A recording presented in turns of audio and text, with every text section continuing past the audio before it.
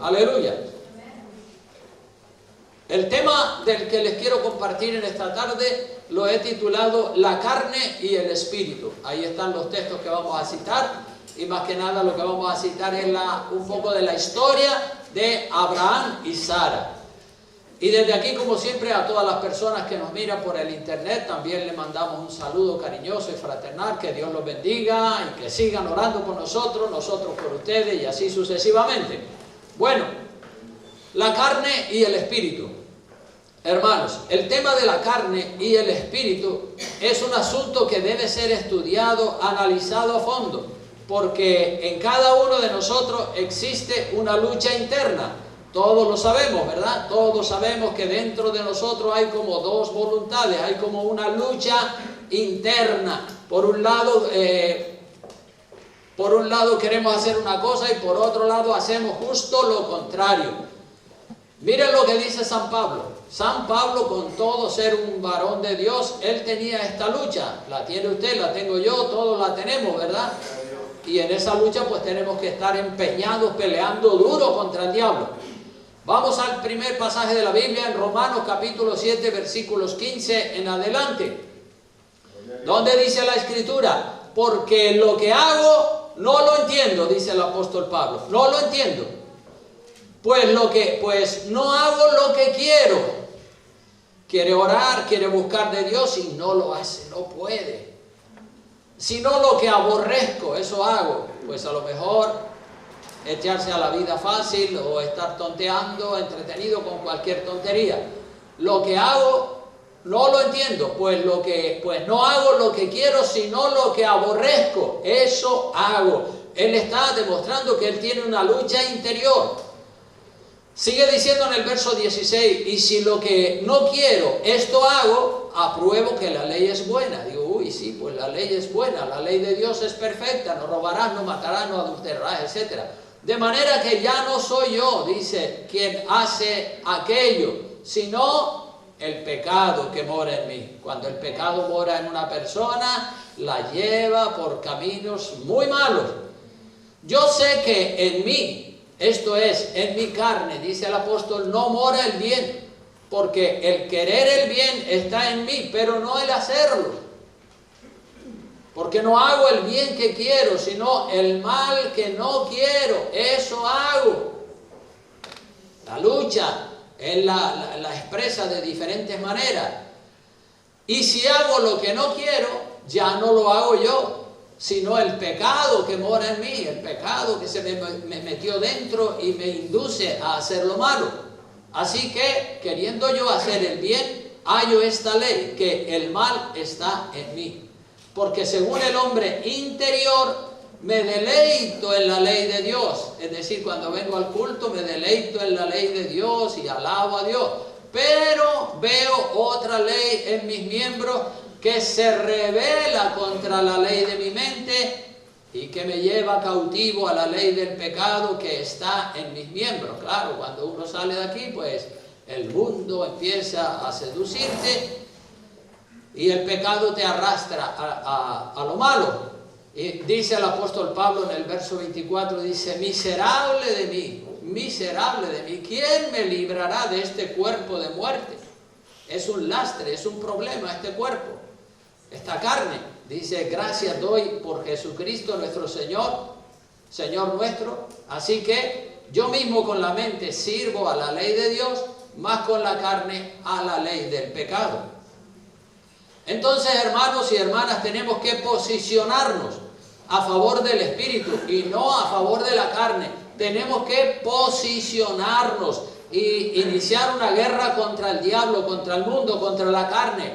En el matrimonio de Abraham y de Sara podemos ver cosas hechas en la carne y cosas hechas en el espíritu. Y vemos los resultados de la carne por un lado y los resultados del espíritu por otro lado. Así que Abraham, todos sabemos que es el padre de la fe. Dios le promete a Abraham una descendencia natural multitudinaria. Le dice que su descendencia será como las estrellas del cielo, de numerosas como la arena del mar. Y Abraham disfruta de esa promesa de Dios. Abraham es el padre de la fe. un hombre que tenía mucha fe. Y vamos a ver un poco la historia de Abraham para ver cómo él y ella, Sara, actuaron a veces en la carne y otras veces en el espíritu. Si vamos al capítulo 13 del libro de Génesis, en el verso 14 dice: y dijo Jehová a Abraham, después que Lot se apartó de él: alza ahora tus ojos y mira desde el lugar donde estás hacia el norte y el sur y al oriente y al occidente, porque toda la tierra que ves la daré a ti y a tu descendencia para siempre, y haré tu descendencia como el polvo de la tierra, que si alguno puede contar el polvo de la tierra, también tu descendencia será contada. En otras palabras, que Dios ya está haciendo pactos con Abraham. Dios lo quiere levantar a él para que sea el padre del pueblo de Dios. Así que la descendencia de Abraham sería no solamente de Abraham, sino de Abraham y Sara, que Sara era su legítima esposa. No estaba pensando Dios en que la descendencia de Abraham sería de Abraham y de sus esclavas o de sus concubinas, sino de su legítima esposa, que era Sara. La promesa de Dios es una promesa. La promesa de Dios es una promesa dentro del plan de Dios. Un marido, una esposa. No un marido y 3 o 4 esposas, sino un marido y una esposa, como estaba constituido el matrimonio de Abraham. Abraham solamente tenía a su esposa Sara. Pero vamos a ver cómo acontecen otras cosas en el transcurso de la vida de estos personajes. Las promesas de Dios, hermanos, se cumplen sí o sí. Solo en el orden de Dios y en el tiempo de Dios se cumplen las promesas de Dios. Solo en el orden de Dios y en el tiempo de Dios. Porque el orden de Dios es diferente al nuestro. El tiempo de Dios también es diferente al nuestro. Sara, la esposa de Abraham, es consciente de la promesa que Dios le hizo a su marido Abraham. Y Sara, con el paso del tiempo, como no puede ser de otra manera, se fue poniendo vieja y ya le cesó la menstruación. Y Sara, al principio que tenía esa promesa de parte de Dios de que ella iba a ser madre, pues ella ve que ya le cesa la menstruación y entonces Sara pierde la paciencia. Y Sara dijo: ya no voy a seguir esperando por más tiempo por un hijo, porque eso ya es imposible, a mi edad ya eso es imposible. Así es que Sara actúa en la carne. Sara pone en marcha su plan, su idea. Sara le quiere echar un cable a Dios, le quiere ayudar a Dios, pero Dios no necesita ayuda de nadie. Amén. Cuando uno pierde la fe en lo que Dios ha dicho, todo se vuelve un caos, todo se vuelve un disparate. Lo más maravilloso es mantener la fe en lo que Dios ha dicho. Si Dios lo prometió, Dios lo va a cumplir. No sabemos cómo, pero si Él lo ha dicho, Él lo va a cumplir. Vamos a Génesis capítulo 16, versículo 1 al 6, adelante, 1 al 9, dice: y Sarai, mujer de Abraham, no le daba hijos. Y ella tenía una sierva egipcia que se llamaba, ¿cómo? Agar. Dijo entonces Sarai a Abraham: ya ves que Jehová me ha hecho estéril. Te ruego pues, ahí entra el plan de Sara, te ruego pues que te llegues a mi sierva, quizá tendré hijos de ella. Sara pensaba, dice: bueno, pues no importa, te casas con ella y los hijos que vengan de ella pues serán míos en lugar de ella. Ella es mi esclava, yo puedo hacer con ella lo que quiero. Y dice que atendió Abraham al ruego de Sarai, o sea que le obedeció. Y Sarai, mujer de Abraham, tomó a Agar, su sierva egipcia, al cabo de 10 años que había habitado Abraham en tierra de Canaán, y la dio por mujer a Abraham su marido. O sea que ahora Abraham tiene a Sara su esposa y a la esclava también la tiene como esposa. Y Abraham dice, y él se llegó a Agar, la cual concibió. Y cuando vio que había concebido, ¿qué hacía? Miraba con desprecio a su señora, a Sara, como dándole envidia, diciéndole, tú eres un árbol sin fruto, tú no sirves para nada, ya yo voy a ser madre y tú todavía ahí seca completamente. Verso 5 dice, entonces Sarai dijo a Abraham, mi afrenta sea sobre ti, yo te di mi sierva por mujer, y viéndose encinta o embarazada, me mira con desprecio. Sara está sufriendo. Dice, juzgue Jehová entre tú y yo. Claro, ella cometió un error, pues ahora está sufriendo las consecuencias. Siempre los errores que se cometen traen consecuencias.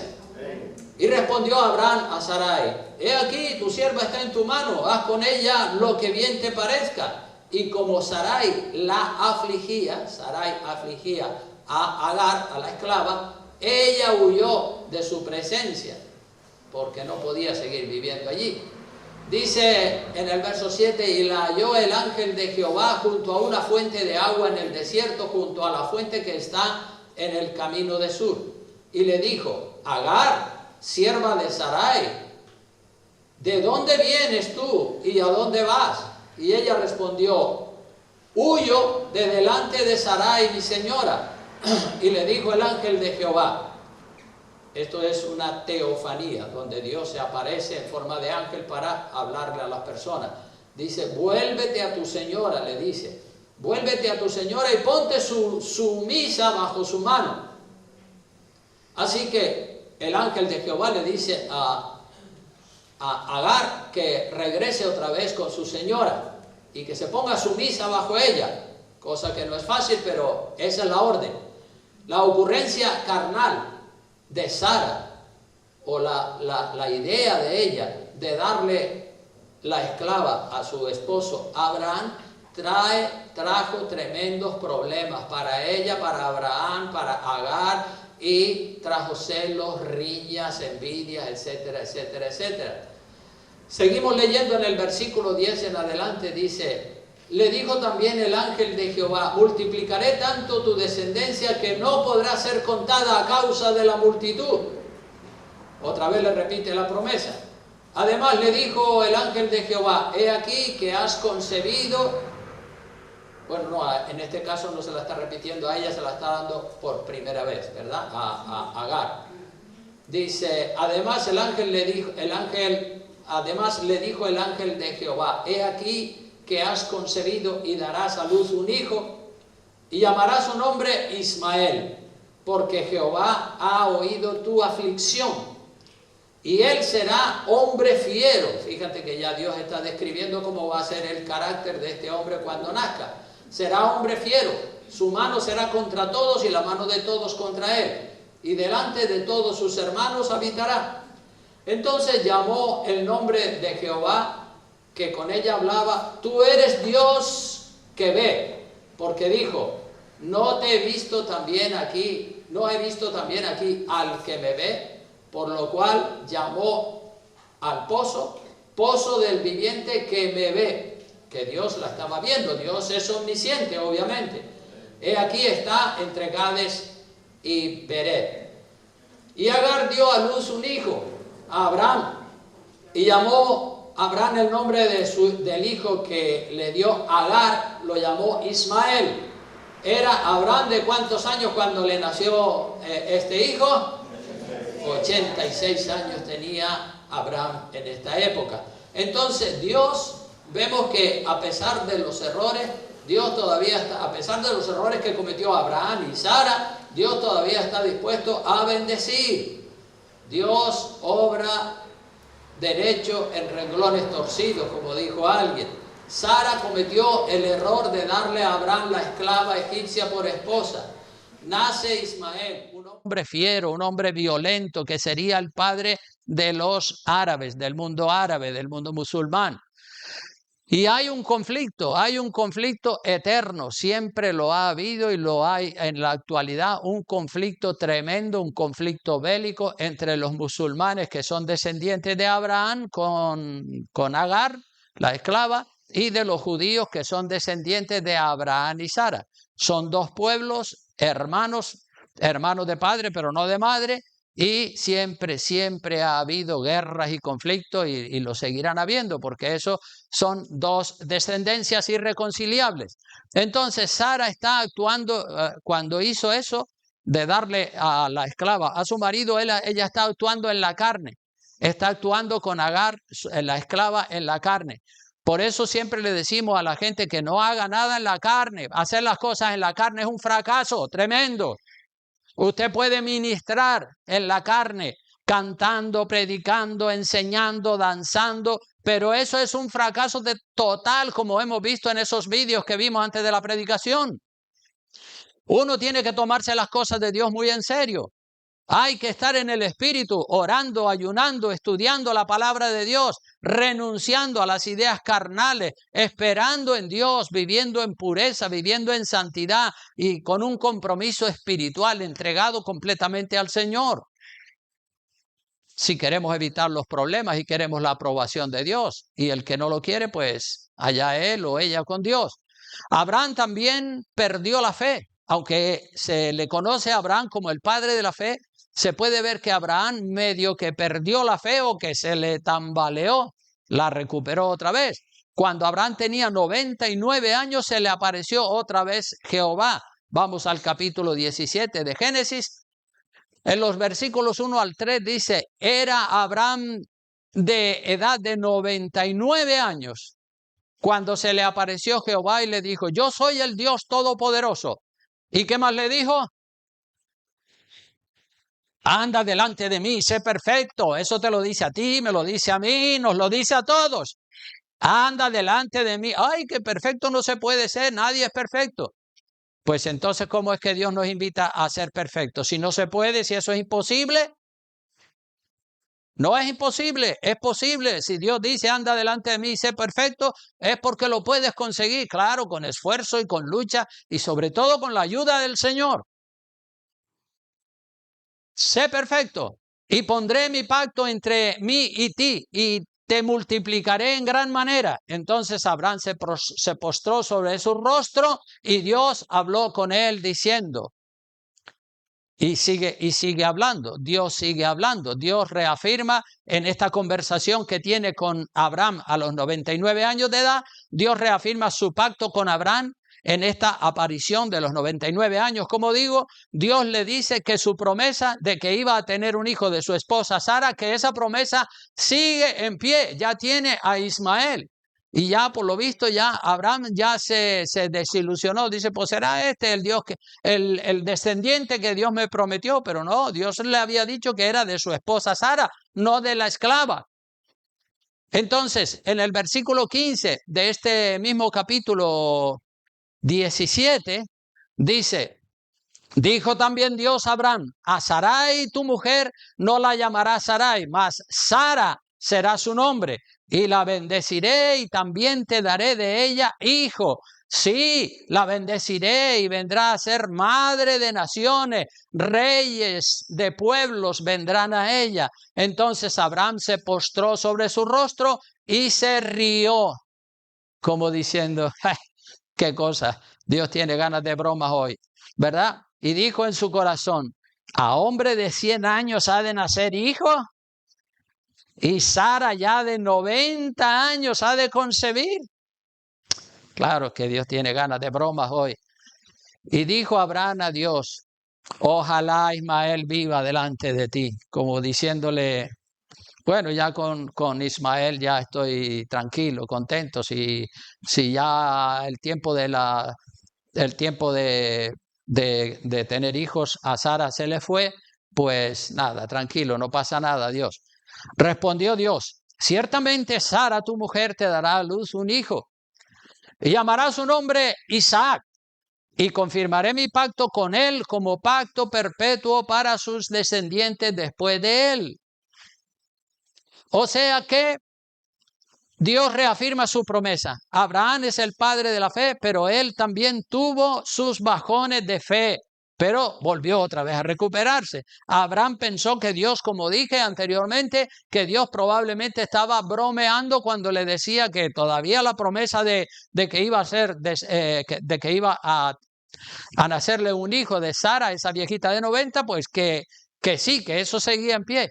Abraham ya se había conformado, como dije, con el hecho de que Ismael, el hijo de la esclava egipcia, fuera su heredero universal. Pero para Dios no hay nada imposible. Lo que Dios promete, Dios lo cumple. Amén. Dios cumple su promesa en el tiempo de Dios. En el tiempo de Dios. Si vamos ahora a Génesis capítulo 21, estamos dando un repaso por la historia de Abraham. No la tocamos toda, pero sí algunas de las cosas más importantes. Génesis capítulo 21, versículos 1, dice: visitó Jehová a Sara como había dicho, e hizo Jehová con Sara como había hablado. Y Sara concibió y dio a Abraham un hijo en su vejez, en el tiempo que Dios le había dicho. En el tiempo que Dios le había dicho. Dios no falla nunca. Los hombres somos los que nos ponemos nerviosos y perdemos la paciencia, pero Dios no falla. Verso 3, y llamó a Abraham el nombre de su hijo que nació, que le dio a luz Sara, Isaac. Y circuncidó a Abraham a su hijo Isaac de 8 días, como Dios le había mandado. Y era Abraham de 100 años cuando nació Isaac su hijo. Entonces dijo Sara: Dios me ha hecho reír, y cualquiera que lo oyere se reirá conmigo. Una vieja de casi un siglo dando a luz un bebé. Y añadió: ¿quién dijera a Abraham que Sara habría de dar de mamar a hijos? Pues le ha dado un hijo en su vejez. Agar e Ismael ahora van a ser echados fuera de la casa de Abraham. En el verso 8 dice: y creció el niño y fue destetado, Isaac, ¿verdad? E hizo Abraham gran banquete el día que fue destetado Isaac. Y vio Sara que el hijo de Agar, la egipcia, el cual ésta le había dado a luz a Abraham, que ya tenía 16 años o por ahí, se burlaba de su hijo Isaac. Por tanto, dijo Abraham: echa a esta sierva y a su hijo, porque el hijo de esta sierva no ha de heredar con Isaac mi hijo. Este dicho pareció grave en gran manera a Abraham a causa de su hijo. Dice: ¿cómo se te ocurre, Sara? ¿Cómo voy a echar a esta mujer con mi hijo? No, de eso nada. No, pero claro, Sara le está diciendo: echa a la esclava y a su hijo, échalos fuera, porque ese no va a heredar con el hijo mío. Entonces dice en el verso 12, Dios dijo a Abraham: no te parezca grave a causa del muchacho y de tu sierva, así que déjalos ir. En todo lo que te dijere Sara, oye su voz, porque en Isaac te será llamada descendencia.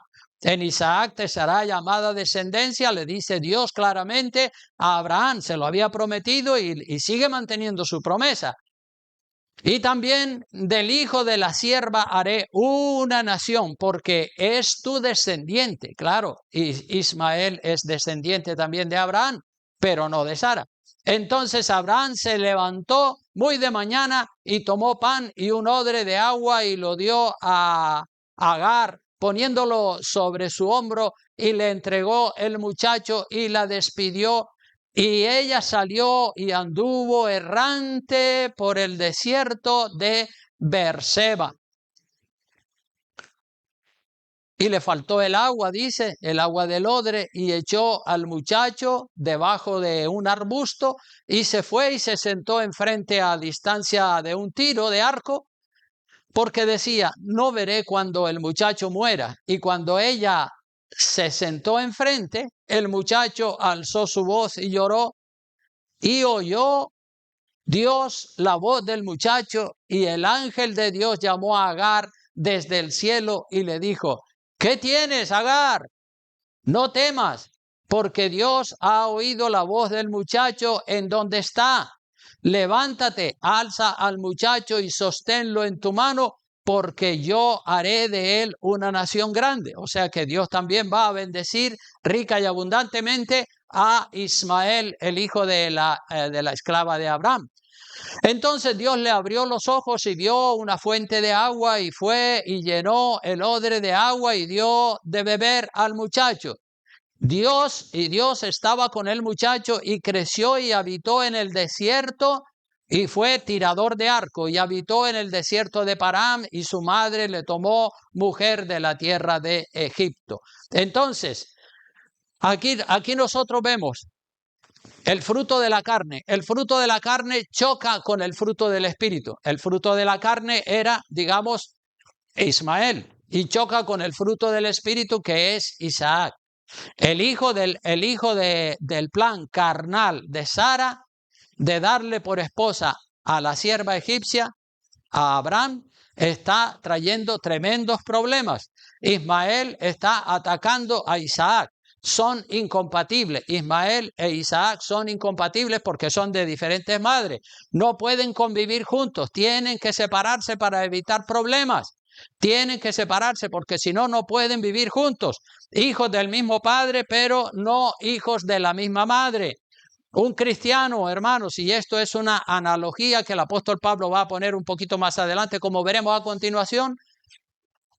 Un cristiano carnal y un cristiano espiritual, si viven juntos, siempre van a estar chocando, porque uno tira para un lado y otro tira para otro lado. El carnal tira para las cosas de la carne y del mundo, y el espiritual tira para las cosas del espíritu. Ya lo dice la palabra. También en 2 de Corintios capítulo 6, 14, advirtiendo a la gente de que no se casen con cónyuges inconversos. La palabra dice, no os unáis en yugo desigual. 2 de Corintios 6, 14 dice, no os unáis en yugo desigual con los incrédulos, porque ¿qué compañerismo tiene la justicia con la injusticia? ¿Y qué comunión la luz con las tinieblas? Son dos sistemas completamente diferentes y no pueden congeniar juntos. Es como tratar de mezclar el agua y el aceite. Con los incrédulos es imposible, pero también con los carnales es muy difícil.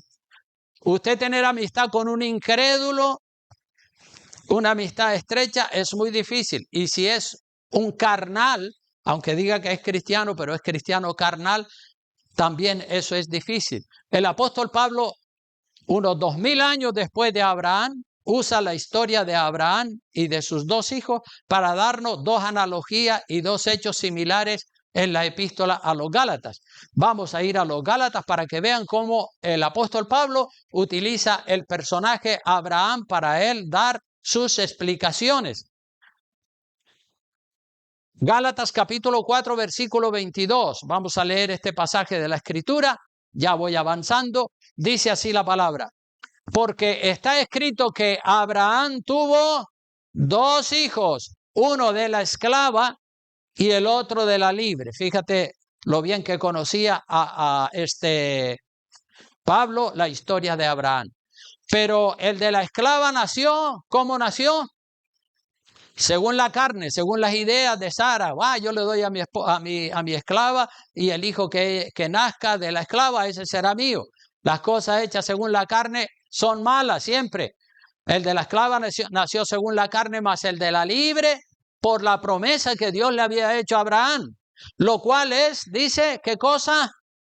Una alegoría. Pues estas mujeres, Agar y Sara y Agar, son los dos pactos.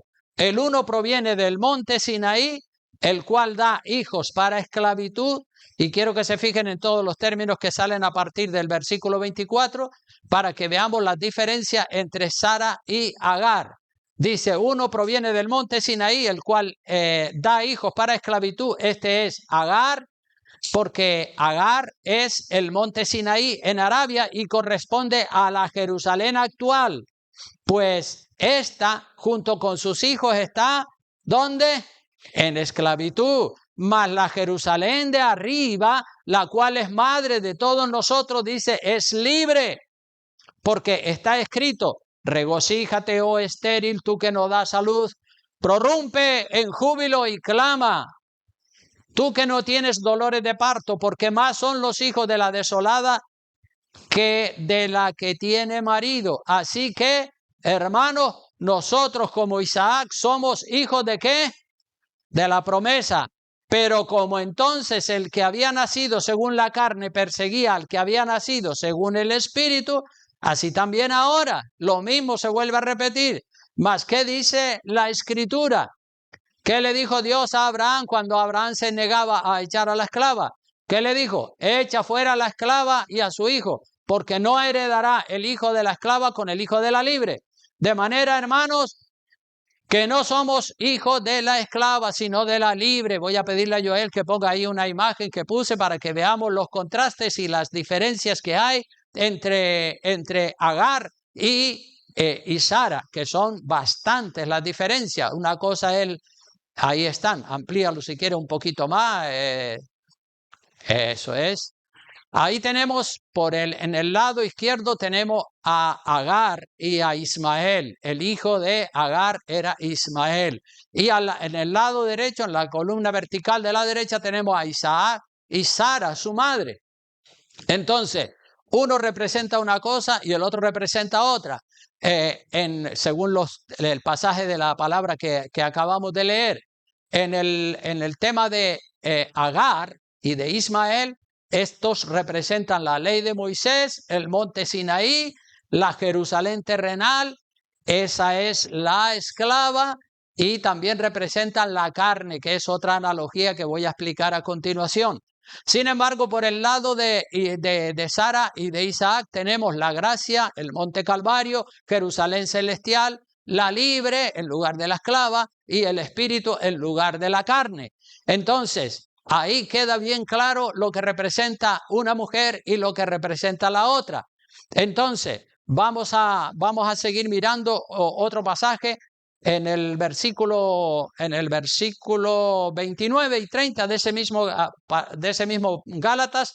Dice, pero como entonces la que había nacido según la carne perseguía a la que había nacido según el espíritu, así también ahora. ¿Mas qué dice la escritura? Echa fuera a la esclava y su hijo, porque no heredará el hijo de la esclava con el hijo de la libre. De manera, hermanos, que nosotros no somos hijos de la esclava, sino de la libre, ¿verdad? De la libre, bendita sea la gloria de Dios. Y si vamos al capítulo 5 de Gálatas, ahí vemos el apóstol Pablo haciendo otra analogía, ¿verdad? Así como hizo unas comparaciones, unas analogías entre Sara y Agar, ahora va a hacer una comparación también entre la carne y el espíritu. En Gálatas 5:16, vea lo que dice la palabra de Dios. Dice así, digo pues, andad, ¿en qué tenemos que andar? En el espíritu, y no satisfagáis los deseos de la carne, porque el deseo de la carne es contra el espíritu y el espíritu contra la carne, y estos se oponen entre sí. Hay una guerra continua entre la carne y el espíritu, para que no hagáis lo que quisierais. Pero si sois guiados por el espíritu, no estáis bajo la ley.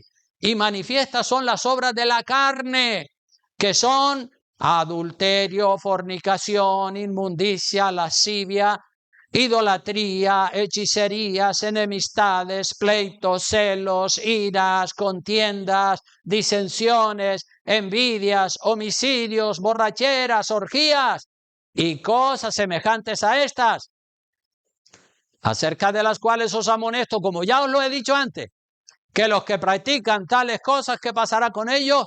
No heredarán el reino de Dios, mas el fruto del Espíritu. En contraste con las obras de la carne, el fruto del Espíritu es amor, gozo, paz, paciencia, benignidad, bondad, fe, mansedumbre, templanza. Contra tales cosas no hay ley. Es decir, los que tienen esas virtudes ya están por encima de la ley de Moisés. Pero los que son de Cristo han crucificado la carne con sus pasiones y deseos. Los que somos de Cristo ya tenemos la carne crucificada con las pasiones y con los deseos. Si es que la tenemos crucificada, porque muchas personas todavía no logran tomar control sobre la carne, pero es porque no luchan. La carne y el espíritu son dos elementos incompatibles, hermanos. Son una lucha interna que tenemos todos los cristianos en nuestro interior. Tenemos esa lucha. Y la pregunta sería, ¿a favor de quién nos inclinamos? ¿A favor de la carne o a favor del espíritu? Claro, se supone que deberíamos de defender el espíritu y vamos a por lo espiritual y vamos a darle la espalda a la carne. En la iglesia se manifiestan también en la iglesia, entre los cristianos se manifiestan también los que son cristianos carnales y los que son cristianos espirituales. Son completamente diferentes. Se congregan en la misma iglesia, tienen la misma creencia, la misma doctrina, pero unos tiran para la carne y otros tiran para el espíritu. Los que son espirituales, esos quieren orar, ayunar, leer la Biblia, venir a la iglesia, al ayuno, evangelizar, servir, ayudar, amar al perdido. Quieren hacer un montón de cosas para el Señor. Pero los carnales van por otro lado, van por otro camino. Esos van buscando solamente pasatiempos, diversión, entretenimiento, fiestas, espectáculos, placer carnal, buena vida, buena comida, buena vida, buena bebida, buena comida, pasarlo bien, a vivir la vida que son 3 días, como dice ese refrán, y no quieren compromiso. Los carnales no quieren compromiso con Dios, quieren andar sueltos por ahí. Los carnales evitan todo lo que es espiritual porque no les gusta, porque no les da satisfacción a la carne, pero es que no estamos llamados a darle satisfacción a la carne, estamos llamados a darle satisfacción al espíritu. Y si usted se examina a sí mismo y usted encuentra que usted es una persona muy carnal, pues entonces lo que tiene que hacer es emprender una lucha en contra de la carne y no quedarse de brazos cruzados. No tendrá la victoria contra la carne si no lucha. La casa se comienza por los cimientos, continúa por las paredes y termina con el techo. ¿Cómo va a poner primero el techo sin haber puesto los cimientos y las paredes? Primero los cimientos, lo espiritual. Luego las paredes, más espiritualidad y ya después por último el techo. Ejercer un ministerio es algo de carácter espiritual, hermanos. Ejercer un ministerio en la iglesia es algo de carácter espiritual. Un ministerio en la iglesia no es como la profesión de albañil o de mecánico o de médico o de arquitecto, porque esos profesionales, los médicos, los arquitectos, los mecánicos, ellos hacen su profesión, ellos hacen su trabajo sin orar, sin ayunar, sin leer la Biblia. Ellos pueden ser mentirosos, borrachos, blasfemos, pecadores y adúlteros y aún así hacen su trabajo y lo hacen bien. Pero el ministerio en la iglesia debe hacerse en el espíritu, no en la carne. El ministerio en la iglesia debe hacerse en el espíritu, no en la carne como hacen los profesionales del mundo que no oran, que no buscan de Dios nunca. Y hay pastores, músicos, cantantes, maestros, profetas, que son profesionales del púlpito. Hay personas que se han convertido en profesionales del púlpito y agradan a la mayoría de aquellos que son cristianos carnales. Cuando un pecador, hermano, viene al culto, viene a la iglesia, debe sentirse convencido por el mensaje, por el ambiente de oración, de adoración que nosotros hacemos aquí en la iglesia. Cuando nosotros inauguramos la primera iglesia que yo pastoreé en Gran Canaria en el año 1979, había un viejito que vivía cerca de mi casa, él se llamaba Andresito. Y entonces yo lo invité y le dije, mire, tal día vamos a inaugurar la iglesia, nos gustaría que nos acompañara. Y el hombre, bueno, pues dijo, vale, yo les acompaño, un católico de toda la vida. Y entonces él estuvo allí en el culto y cuando terminó el culto, él habló conmigo y el hombre le faltaba lenguaje para expresarse y él viendo el ambiente que se desarrollaba, los cánticos, la gente cantando, la predicación y todo eso, él quedó impactado con eso, ¿verdad? Y entonces la manera de expresarlo fue decirme, ustedes sí que son bastante católicos. Yo le dije, no, somos bastante cristianos que nos tomamos las cosas de Dios en serio. Él se quedó impactado con el ambiente que había dentro de la iglesia, porque él había ido toda la vida a la iglesia católica y allí es la rutina de todos los días, pero él al ver el fervor y la fe de la gente y gloria a Dios y aleluya y la gente orando y buscando y después el mensaje y todo, el hombre se quedó impactado. Y nosotros aquí en esta iglesia no queremos entretener a la gente con programas ni con historia, sino que lo que buscamos con la predicación, con la adoración, con las oraciones, es que la gente que nos visitan por primera vez se den cuenta que Dios está entre nosotros y que sean convencidos por el Espíritu Santo. Mira lo que dice Primera de Corintios, ya voy terminando, este es el último verso que voy a citar. Primera de Corintios 14, 24, la gente cuando entra en un ambiente, en una iglesia de oración, ellos sienten algo diferente. Dice Primera de Corintios 14, 24 y 25, dice, pero si todos profetizan, si todos se toman las cosas de Dios y entra algún incrédulo o indocto a la iglesia, claro, por todos es convencido, por todos es juzgado. Lo oculto de su corazón se hace manifiesto, es decir, sale a la luz su pecado, y así, postrándose sobre su rostro, adorará a Dios, declarando que verdaderamente Dios está entre vosotros. Porque el ambiente es muy importante. Los ambientes que se mueven en un local es algo que se puede sentir cuando una persona entra por primera vez a una iglesia. Yo he entrado en algunas iglesias en ocasiones y en esa iglesia parecía más un club social que una iglesia. Todo el mundo hablando, mirando para atrás, mirando para adelante, todos allí hasta riéndose. Y yo digo, madre mía, esto tiene más de club social que de iglesia. La iglesia es para venir a orar y para venir a buscar el rostro del Señor. El ambiente de la iglesia lo formamos entre todos los miembros de la iglesia con nuestra actitud, con nuestro comportamiento. Si en esta iglesia entra una persona por primera vez y nos ve orando, nos ve de rodillas, nos ve de pie levantando las manos y nos ve orando con los ojos cerrados, esa persona va a ser conmovida y va a decir, esto yo no lo había visto en otro lugar. Aquí parece que es diferente, ¿verdad? Que haya reverencia, amor, respeto, buenos modales, oración. Ese es el ambiente adecuado para una verdadera iglesia. Y cuando ese ambiente lo formamos entre todos, entonces la gente cuando entra por primera vez dice, esto es un poco diferente a lo que yo conocía. La iglesia, hermano, ya termino, es la casa de oración, es el lugar donde nos desconectamos de lo carnal para entrar en el mundo espiritual. Amén. Pues vamos a inclinar el rostro y vamos a orarle a Dios que Él nos ayude a mantener ese temor de Dios, esa reverencia, esa entrega, ese respeto, esa fe, aleluya. No solamente para impresionar a nadie, porque lo hacemos para adorar a Dios, pero si lo hacemos bien como Dios quiere que lo hagamos, entonces la gente cuando entra a la iglesia notan un ambiente diferente, un ambiente de oración, un ambiente de comunión, y entonces allí ellos caen de rodillas y adoran a Dios y buscan a Dios porque el ambiente es propicio para eso.